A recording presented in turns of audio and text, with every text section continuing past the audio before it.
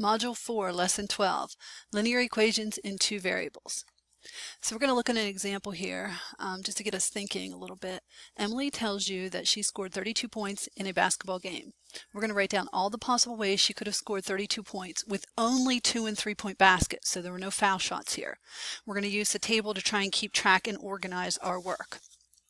So 2-pointers, since they're in the first column, will be our X's. 3-pointers will be our Y's. Maybe, see, we scored 32 points total. So maybe we're not very good and we didn't make any 3-pointers. So if we didn't make any 3-pointers, we got no points here, 0 points from this. Well, that means we had to get all of the points from 2-pointers. So how many 2-pointers would it take to make 32 points? How many baskets would it take, making 2 points each, to make 32 points? That would be 16. Okay, so for the grand total points of 32 plus 0 makes 32. All right, so that's one. Now, if I say I made one 3-pointer, that means I made 3 points on these kind of baskets. That means I would have to make the other 29 points, because 29 plus 3 adds up to 32. I would have to make the other 29 points in 2-pointers. How many baskets do you need to make 29 points in 2-point baskets?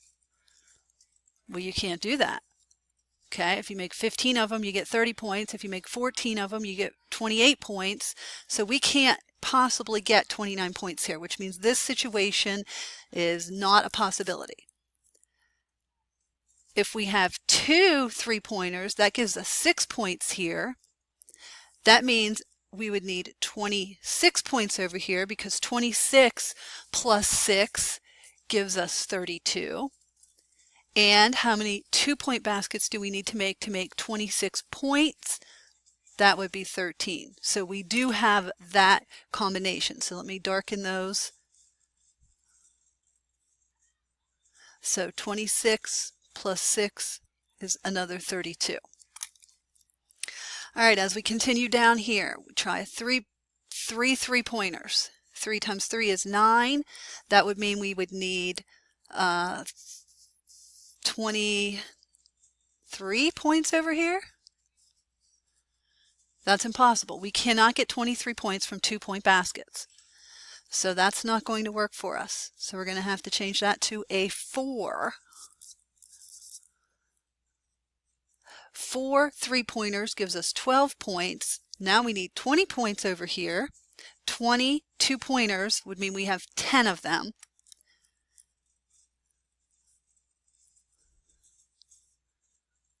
So 20 plus 12 gives us our 32 points. So we still have the 32 points. And you should start to see a pattern now in the Y value, 0, 2, 4. What do you think the next number is going to be? Probably 6, 8, 10. 16, 13, 10. These are going down by 3 every time. So this is probably going to be 7. This is probably going to be 4. And this is probably going to be 1. Now we'll double check here with the points. 6 3-pointers, 6 times 3 is 18. 7 2-pointers is 14. 14 plus 18 does add up to 32 still. 8 3-pointers, 8 times 3 is 24. 4 2-pointers is 8. 24 plus 8 is also 32. 10 3-pointers excuse me, is 30 points. 1 2-pointer is only 2 points. 30 plus 2 adds up to 32. So these are all the possible combinations. We actually can't do more than that, I don't believe. If we put 0 here, it's impossible for us to get 32 points with 33 with 3-point shots. So there really is no other combination. So this is it. Well, one thing that we're going to want to start to look at is we're going to want to start to come up with equations for this data. So what were we doing each time to get the 32? Well, we took our X number of shots times 2, and we took our y number of shots times 3, and then we added them together to get 32. So a formula that would work for this would be we could take our x's times 2, our y's times 3, and then we want to add those two. So this is the amount of points we get for the 2-pointers. This is the amount of points we get for the 3-pointers. This is the total amount of points we get, which is 32 points. And this equation is actually an equation that's in standard form. Let me slide this up for a second here. Standard form says we have a number times x plus, so I guess it could be minus, a number times y equal some number. And this is called standard form of an equation. Now, I also want to plot these points because what's going to happen in the questions as you go, they're going to give you the equation, they're going to ask you to make a table of values, and they're going to ask you to plot those points. So let's take a second here and plot these points. I'm going to do the 2-pointers because they're the x going this direction, the 3-pointers, they're the y going this direction. 16, 0, I believe is off the graph, so I don't think I can do that. I think I can do 13, so let me count over here.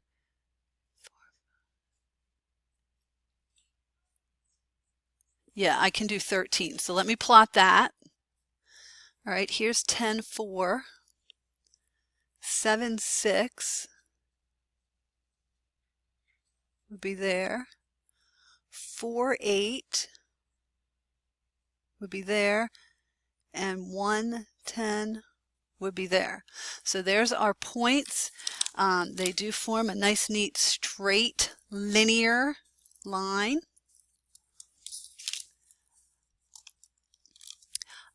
Technically, we might not even want to connect that line because we wouldn't be able to have half of a shot.